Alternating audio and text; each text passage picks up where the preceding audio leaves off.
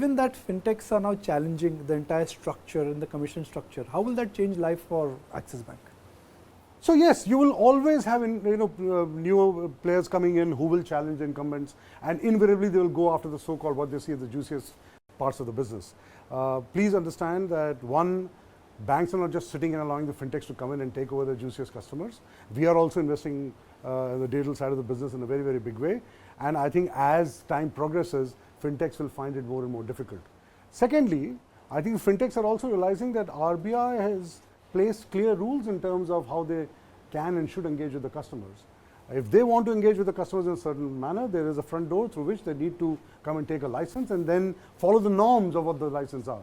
You can't stay outside the financial system and get the benefit of this financial system for free.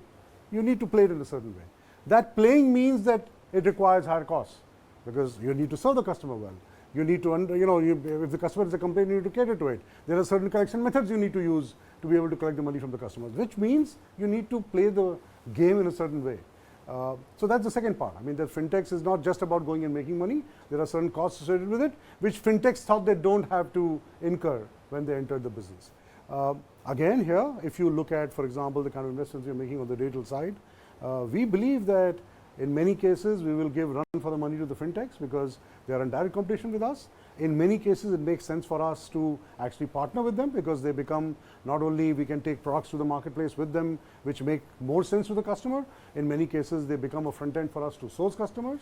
And there will be a scenario where in some cases, we'll take stakes in some of those fintechs because we might never attack the set of customers they're attacking and learn with them and work with them to ensure that they become successful. And if they become successful, we'll also become successful over a period of time. So you have to play an open architecture play where you compete, you partner, and you take stakes. And we're doing all of it. So before we move to the part B of our interview, can I say that the fintech space is like a engineering marvel. It's like a Ferrari, but not fit for Indian roads. Indian roads still need a Alto, and that's what banks will provide. No. There will be some fintechs which will be very successful.